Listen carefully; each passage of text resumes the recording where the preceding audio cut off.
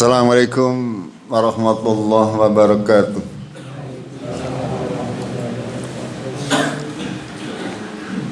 Alhamdulillah, nahmaduhu wa nasta'inuhu wa nastaghfiruh wa na'udzu billahi min shururi anfusina wa min sayyiati a'malina.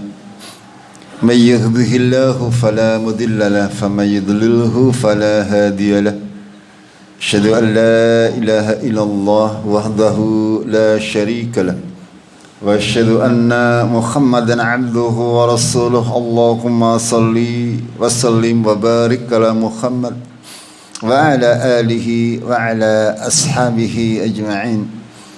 Amma ba'd. Qala Allah ta'ala fil kitabihil karim, a'udzu billahi minasy syaithanir rajim.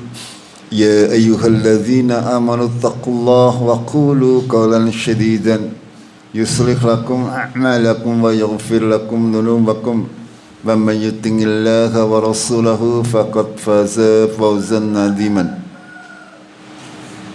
Wahai orang-orang yang beriman, bertakwalah kepada Allah dan katakanlah perkataan yang benar. Niscaya Allah akan memperbaiki amal-amal kalian, dosa-dosa kalian. Jamaah subuh rahimakumullah. Pada dasarnya kita sebagai manusia tidaklah mempunyai pilihan yang banyak terkait kehidupan ini. Kita diciptakan oleh Allah sebagai makhluk yang banyak diberi beban oleh Allah.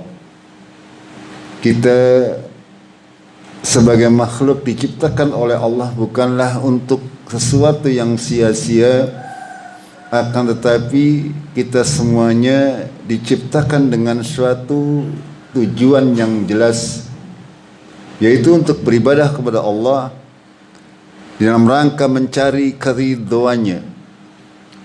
Allah dengan hikmahnya menciptakan segala sesuatu sesuai dengan kadarnya, sesuai dengan ketentuan yang sudah Dia tentukan di awalnya. Semuanya itu Allah ciptakan dalam rangka untuk kebaikan kita semuanya. Semuanya diatur sedemikian rupa sehingga kehidupan kita berjalan sebagaimana mestinya. Semuanya kewajiban-kewajiban yang dibebankan kepada kita itu semuanya adalah untuk kebaikan kita, sehingga ketika kita tidak mengikuti aturan yang ada, maka kita akan binasa. Kita akan keluar dari jalur yang sudah ditentukan. Allah dengan segala hikmahnya, dengan segala kemahabijaksanaannya mengatur sedemikian rupa melalui Al-Quran, melalui nabinya, untuk manusia supaya selamat di dunia wal akhirah. Sehingga kita sebagai seorang yang mengaku beriman kepada Allah, maka sudah selayaknya kita berusaha untuk mengimani apa-apa yang diturunkan oleh Allah melalui Rasulnya, mentadaburinya, sekaligus mengamalkannya. Al-Quranul Karim sebagai petunjuk bagi kita semuanya, sebagai buku panduan untuk kita jadikan pegangan di dalam menempuh kehidupan kita. Apapun yang ada di dalam Al-Quran itu adalah petunjuk berharga untuk kita tanamkan di dalam diri kita, dalam hati kita. Kita tancapkan pelajaran-pelajaran yang ada di dalam Al-Quranul Karim dan juga penjelasan-penjelasannya dari Al-Hadis Sahih, untuk kita tanamkan dalam hati kita menjadi sebuah akidah, menjadi sebuah kepercayaan, keimanan yang teguh atas segala sesuatu. Jemaah rahimakumullah, Allah Tabarak wa Ta'ala sudah menetapkan apa-apa yang menjadi kewajiban kita. Kita tinggal mengikutinya saja dengan sepenuh hati agar supaya semuanya terasa tidak menjadi beban. Karena bagaimanapun juga kita manusia itu adalah makhluk yang sangat mendapatkan beban. Kita harus mencari sesuatu untuk menghidupi diri kita, menghidupi keluarga kita, dan juga kita di sisi lain kita juga tidak punya pilihan, harus beribadah kepada Allah Tabarak wa Ta'ala. Kalau kita tidak mencari makan, ya mati nggih. Sama kalau kita tidak beribadah, yang mlebu neraka. Makanya kita tidak punya pilihan. Manusia ini tidak punya pilihan. Ya. Makanya Allah sudah memberi karakter kepada kita. Manusia itu diciptakan penuh keluh kesah, dengan banyak beban yang dipanggulnya. Sehingga ketika kita tidak punya panduan terkait kehidupan ini, maka kita akan mempunyai kesimpulan-kesimpulan yang salah terkait kehidupan ini. Orang-orang kafir, orang-orang yang tidak mempunyai panduan kehidupan, dia akan menyimpulkan sendiri bagaimana cara memperoleh kebahagiaan misalnya. Mereka akan berusaha mencarinya, walaupun tidak akan pernah mendapatkannya.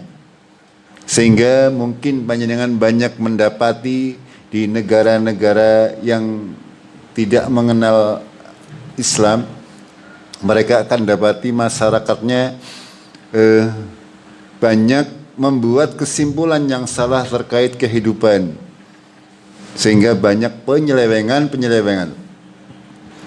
di mana hal itu menyalahi kodratnya sebagai manusia. Jamaah rahimakumullah. Itulah, untuk itu kita sebagai kaum muslimin, kita berusaha untuk mentaati semua yang diwajibkan kepada kita, dan kita berusaha untuk melakukan apa-apa yang baik bagi kita, apa-apa yang baik bagi kita menurut Al-Quran dan As-Sunnah. Kita masih akan melanjutkan terkait zakat dan manfaatnya. Jamaah rahimakumullah. Allah Tabarak wa Ta'ala mensyariatkan zakat kepada kita kaum muslimin agar supaya kita disucikan oleh Allah dengan harta-harta kita. Dan Allah sudah memberikan ancaman kepada orang-orang yang tidak mau mengeluarkan zakatnya.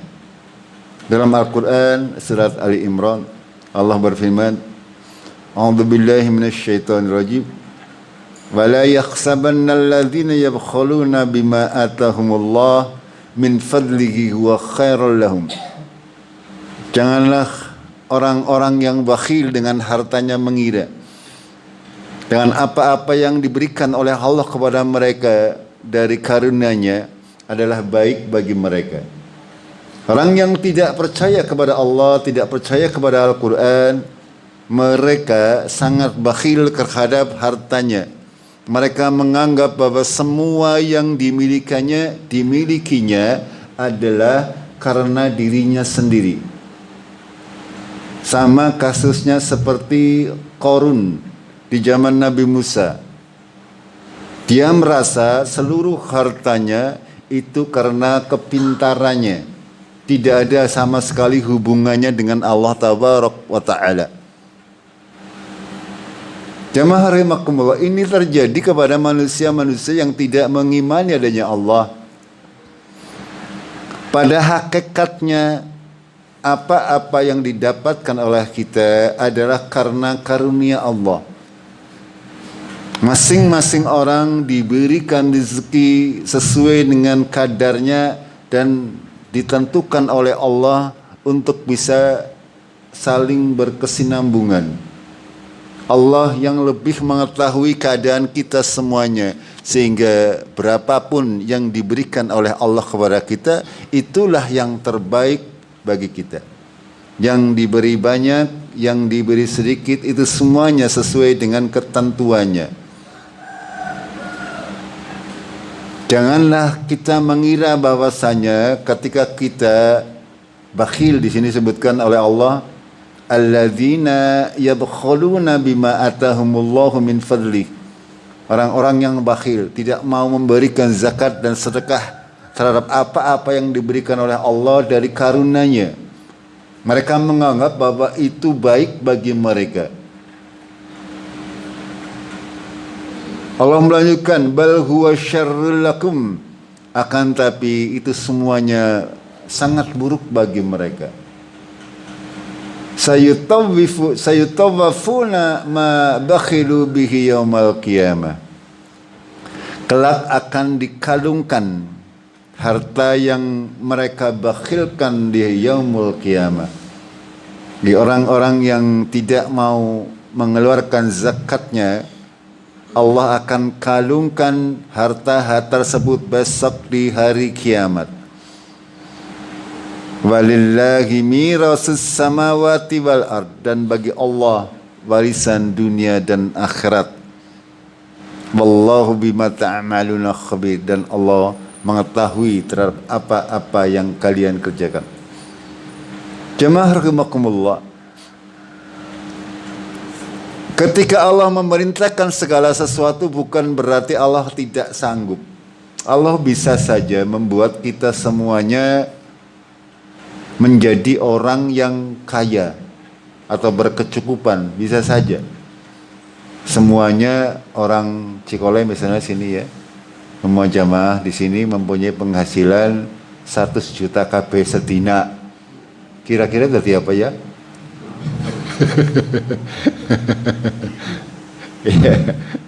Ya kita harus memahami itu, bahwasanya ketika misalnya Allah memberikan semua orang kecukupan, saya yakin malah bingung ya, kehidupannya malah kacau. Gimana betul? Ya semuanya duduk manis di rumah, langka gelem mati. Ya terus makannya gak apa ya. Sing nandur pari japa, sing gelem meme gabah sinten nggih. Itu tidak akan bisa berjalan. Makanya Allah memberikan semuanya agar semuanya berjalan. Akan tetapi Allah juga memberikan aturan-aturan. Bagi siapa yang diberi kelebihan harta, maka diwajibkan dia untuk mengeluarkan sedekahnya. Dalam sebuah hadis dari Abu Hurairah radhiyallahu anhu, beliau Rasulullah sallallahu alaihi wasallam bersabda, "Man atahu Allahu malan falam yu'addi zakatahu, musila lahu maluhu yaumal qiyamati suja'an, aqra'a lahu zabibatani yutawwaquhu yaumal qiyamah, thumma yakhudhu bilihzi mataihi, yani bishidqaihi, thumma yaqulu ana maluk ana kanzuk, summa tala." Ya. Barang siapa yang telah Allah berikan harta kepadanya dan tidak mengeluarkan zakatnya, kata Rasulullah, musilalahu maluhu yaumal qiyamati sujaan.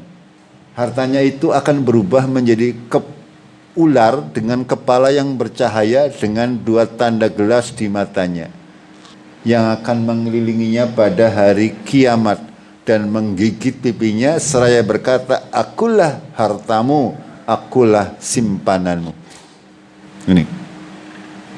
Ini sebuah kalimat-kalimat yang membuat kita bergidik ketika kita memahami atau mengimani yaumul qiyamah. Ketika kita membaca seperti ini, bagi orang yang tidak beriman mungkin mencibir, Allah jere sapa. Gini betul? Iya, mencibir. Kalau orang yang tidak beriman dengan Al-Quran, tidak beriman dengan hadis-hadis dari Rasulullah, pasti akan mencibir. Ya, masa duit-duit dari ula, masa gabah dari ula misalnya. Dan ini sesuatu yang harus kita yakini, sesuatu yang pasti akan terjadi kalau kita tidak mengikuti apa-apa yang diperintah oleh Allah dan Rasulnya. Benar-benar harta itu akan menjadi ular. Ular itu ya selulut-lulutnya pasti suatu saat akan nyokot maring itu.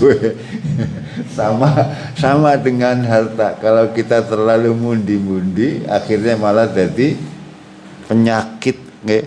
Mana-mana ding temut-temut ke ditenyong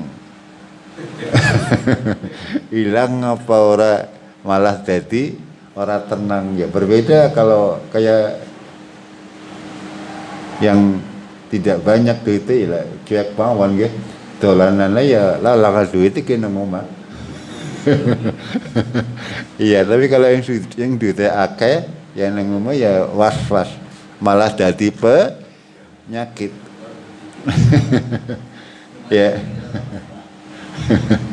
Eta. Bukan berarti Islam itu melarang kita mempunyai harta, tidak. Ya, Islam itu Allah mencintai orang Islam yang kuat. Kuat secara fisik, kuat secara ekonomi. Ya. Akan tetapi memang Allah sudah mengatur sedemikian rupa, tidak semuanya kuat, tidak semuanya mampu. Sehingga akan terjadi saling interaksi, yang mampu menolong yang tidak mampu, yang kuat menolong yang tidak kuat. Itu akan ada terjadi itu semuanya. Dalam ayat yang lain Allah memberi ancaman kepada orang-orang yang bakhil. Walladzina yaknizuna adh-dhahaba wal fiddata wa la yunfikunaha fi sabilillah. Orang-orang yang mereka menyimpan, menumpuk emas dan perak dan mereka tidak menafkahkannya di jalan Allah. Kalau hari ini mungkin jarang ya sing numpuk emas karena langka sing ditumpuk. Ya, ini gambaran. Kalau zaman dahulu ya orang-orang memang seperti itu. Ya, mereka banyak menumpuk emas dan perak. Dan perlu panjenengan fahami, yang namanya negara juga demikian. Negara itu harta apa namanya? Simpanannya atau harta yang dipersiapkan adalah dalam bentuk emas. Untuk mengukur kaya atau miskin sebuah negara itu dari simpanannya. Ya, simpanannya berupa emas, tapi emas yang batangan itu. Dan itu semuanya menjadi pertanda, ya. Bagaimana misalnya panjenengan mungkin bingung, kenapa sih $1 harganya 16.000 misalnya, atau 1 real harganya 10.000. Kenapa sing ngatur sapa janjane? Gimana buatan? Iya, pada duit ya. Makanya dalam Islam itu dari zaman dahulu yang namanya mata uang itu ya dinar dan dirham. Dinar itu emas, dirham itu perak. Dari zaman Rasulullah Sallallahu Alaihi Wasallam harga kambing itu 1 dinar. 1 dinar itu sekitar, kalau sekarang ya sekitar 2 juta lebih, 2.500.000. Kalau menggunakan mata uang dinar, yang mata uang emas yang benar-benar emas, sampai hari ini ya kira-kira harganya ya masih ajek, gimana betul? Iya. Tapi sekarang kita menggunakan mata uang kertas sing janjane langka regane. Kita dilomboni karo apa? tulisan tok 1.000, 10.000. Padahal kalau itu kertas stok ya nggak ada harganya itu. Dan ketika itu jatuh yang namanya ada gonjang-ganjing ekonomi kayak zaman dahulu ya, uang 10.000 jadi saya ini kelemahan daripada sistem ekonomi orang kafir ya. Akan tetapi memang itu semuanya dikehendaki oleh Allah Tabaraka wa Ta'ala. Ya, kita lanjutkan. Orang-orang yang menyimpan emas dan perak dan tidak menafkahkannya di jalan Allah, Allah melanjutkan fabasyirhum bi'adzabin alim, dan berilah mereka kabar gembira dengan azab yang pedih. Yauma yukhma 'alaiha fi nari jahannam. Ingat, besok di neraka jahanam emas dan perak tersebut akan dipanaskan. Apa-apa yang mereka simpan besok akan dibakar di neraka jahanam. Fastuqwa biha jibahuhum wa junubuhum wa dhuhuruhum. Lalu hasil bakarannya itu akan ditumpahkan, akan disiramakan maring yang bersangkutan, maring kepada dahi mereka, lambung mereka dan punggung mereka. Ya, fatuqwa biha jibahuhum wa junubuhum wa dhuhuruhum. Akan disiramkan emas dan perak yang dipanaskan. Kira-kira kayak apa panasnya? Itu seperti apa panasnya? Ya, akan disiramkan maring batuk, maring dada, maring punggung, semuanya disiramkan. Sambil dikatakan kepada mereka, hada ma kanaztum li anfusikum fadzuqu ma kuntum taknizun. Ini yang kamu dulu simpan sewaktu kamu hidup di dunia. Rasakan apa yang kamu simpan ini. Sambil dikatakan seperti itu besok di yaumul qiyamah. Ini ancaman-ancaman yang Allah berikan kepada kita agar kita tidak bakhil terhadap harta yang dititipkan oleh Allah kepada kita semuanya. Jemaah rahimakumullah, agama Islam adalah syariat yang sangat mulia. Ya, sangat mulia. Yang membawa keberkahan di dalam kehidupan bermasyarakat. Tidaklah syariat ini kafaratnya, dendanya semuanya bernilai sosial. Ya, bernilai sosial. Agama akan tapi denda syariatnya bernilai sosial. Ya, ketika kita misalnya tidak sanggup berpuasa, dendanya apa? Fidyah, membali makan orang yang miskin. Itu. Ya, ini agama Islam seperti itu, sangat-sangat mulia. Agar supaya sempurna puasa kita juga diwajibkan membayar zakat fitrah untuk fakir miskin. Sangat peduli dengan lingkungannya. Makanya disebut rahmatan lil alamin. Gitu. Kita sebagai orang yang beriman kepada Allah tidak usah merasa takut. Kemarin sudah kami sampaikan, tidak akan berkurang harta karena sedekah, tidak akan berkurang. Kita yakin kepada Allah bahwasanya Allah tidak pernah mengingkari janjinya. Allah tidak pernah mengatakan sesuatu kecuali yang hak. Dan apa yang disampaikan oleh Allah melalui Rasulullah adalah kebenaran yang harus kita imani.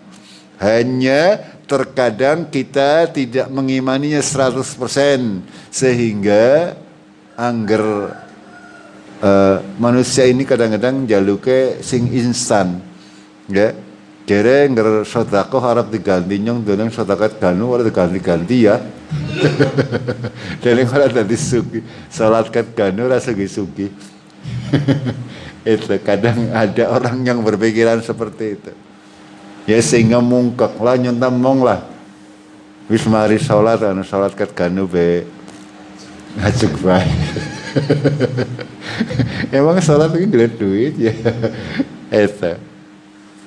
Ini hal-hal yang kadang membuat manusia itu keluar dari jalan Allah, tidak sabar di dalam menghadapi ketentuan Allah. Allah pasti akan memenuhi apa-apa yang menjadi kebutuhan kita selagi kita tidak tergesa-gesa. Kita diuji dulu oleh Allah Subhanahu wa taala. Mau diberikan harta juga diuji. Ya, kita diajari dari mulai kecil sampai dewasa, semuanya diajari. Allah akan menguji apakah kita bisa memanfaatkan harta kita dengan benar atau tidak. Kalau kita tidak punya kemampuan untuk itu, ya akan rusak, pasti rusak.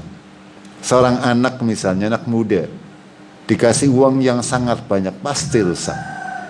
Karena belum mampu untuk memanage uang tersebut. Begitu juga kita mungkin. Kalau kita diberi rezeki yang berlebih, kita mungkin tidak punya kekuatan untuk memanage itu semua, sehingga yang dihasilkan apa? Kerusakan yang ada di mana-mana.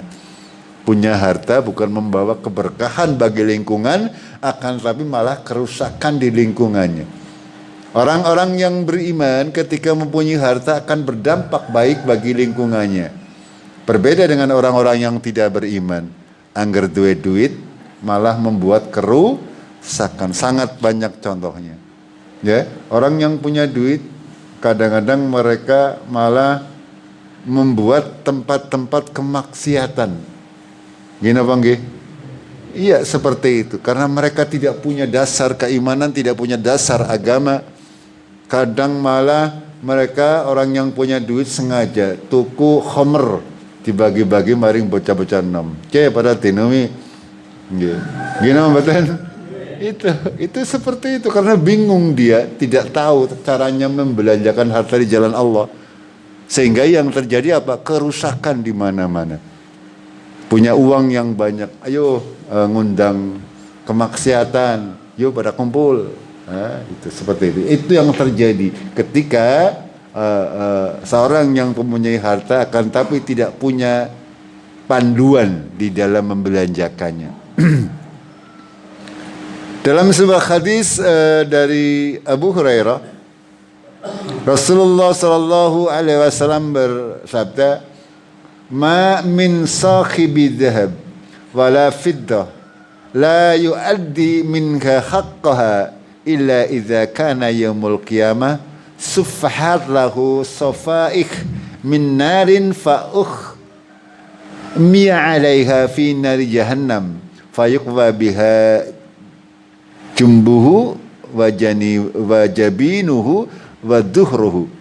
Ya, ini Rasulullah menafsirkan kembali, menjelaskan ayat yang kita baca tadi.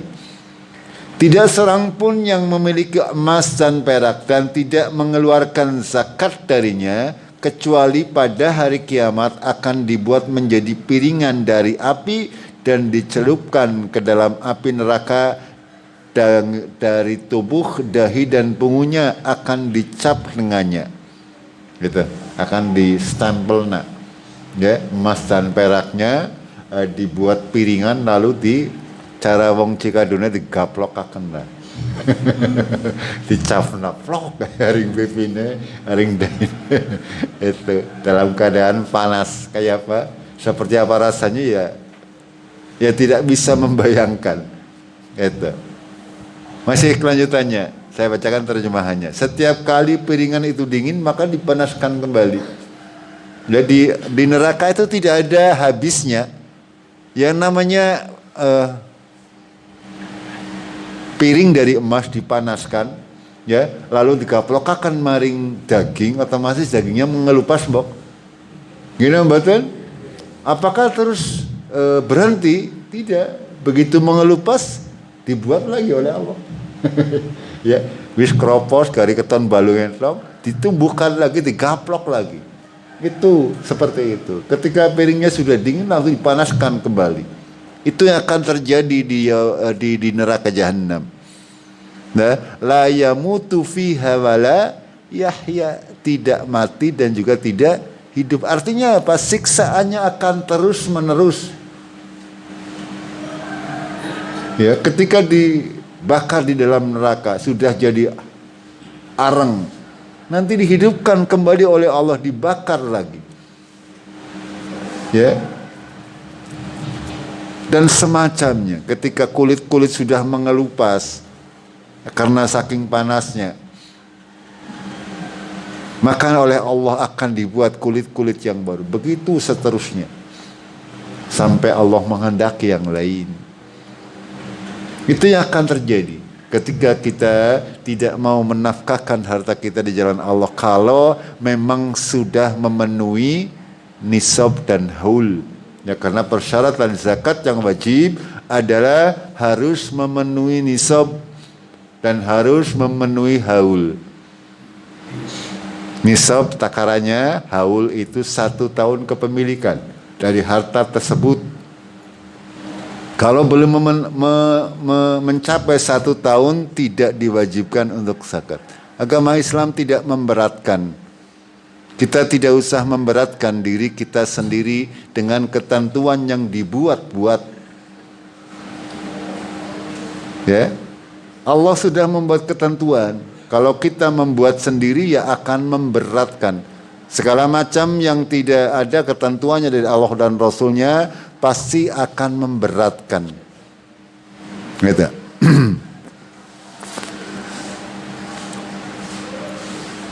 Di antara manfaat zakat adalah yang pertama adalah menunjukkan ketaatan kita kepada Allah. Az-zakatu burhan, kata Rasulullah sallallahu alaihi wasallam dalam sebuah hadis. Zakat, sedekah itu bukti keimanan kita kepada Allah tabaraka wa taala, seberapa taat kita. Kemarin sudah kami sampaikan, ujiannya berantai, dari mulai syahadat kita diuji, salat kita diuji, puasa kita diuji, zakat juga diuji. Siapa di antara kita yang benar keimanannya kepada Allah tabaraka wa taala? Kalau benar berarti sami'na wa ata'na. Ora eman-eman ketika keluar gabah seton, ya sekintale, itu dikeluarkan zakatnya, agar supaya hartanya menjadi suci, tidak bercampur dengan harta-harta haram. Karena kalau kita makan itu bercampur antara yang halal dan yang haram. Itu bukan hak kita. Zakat itu bukan hak kita, hak orang lain. Kalau kita makan, kita zalim. Jor sapa nandur-nandur dewek kok. Sehingga ya kan seperti itu, Mbok. Nang nandur dewek, tuku garam dewek. Ya monggo. Ya silakan. Ya. Kita tidak punya pilihan. Kita tidak punya pilihan. Allah yang mengatur itu semuanya. Ya, kalau mengaku beriman, ya sami'na wa ata'na. Makanya zakat ini, ya, itu sebagai ujian. Ya, ujian harta kita bisa enggak, mampu enggak, mau enggak kita menyedekahkannya di jalan Allah. Belum lagi mengko ketika Allah meminta nyawa panjenengan misalnya. Itu ujian yang lebih tinggi. Panjenengan misalnya Cikadu diserang wong kafir gitu ya. Misalnya panjenengan diminta untuk berjihad, kayaknya pada umpetan ya. Itu. Ini ujian yang bertingkat-tingkat dari Allah tabaraka wa taala. Ya. Ketika itu, maka ketika seorang itu sudah mampu untuk menahan nafsunya, Bamayuko sukha nafsihi faulaika humul muflihun. Barang siapa dipelihara oleh Allah dari kebakhilan dirinya, ya bakhil itu kan sifat yang turun temurun lah ya. Ya, tapi Allah menjaga orang-orang yang Dia cintai dari sifat tersebut. Ketika kita mampu untuk menjaga itu, maka kita lebih dekat kepada Allah tabaraka wa taala. Ya, dan meningkatkan keimanan kita, dan kita akan lebih mudah untuk melakukan ketaatan semua ibadah-ibadah kepada Allah tabaraka wa taala. Itulah Ya, jamaah rahimakumullah. Di antara faedah-faedah zakat ya, agar supaya kita semuanya senantiasa sadar bahwa apa-apa yang diberikan kepada kita adalah titipan, ya, tidak semuanya menjadi hak kita, akan tetapi ada sebagian adalah hak orang lain atau hak Allah, ya, hak Allah yang harus diberikan kepada orang lain. Bukan sama sekali Allah butuh, akan tapi kita yang butuh. Jamaah rahimakumullah, sampai di sini dulu. Insyaallah kita lanjutkan di hari yang lain. Kita akhiri dengan kafaratul majlis. Subhanakallahumma bihamdik, asyhadu an la ilaha illa anta, astaghfiruka wa atubu ilaik. Assalamualaikum warahmatullahi wabarakatuh.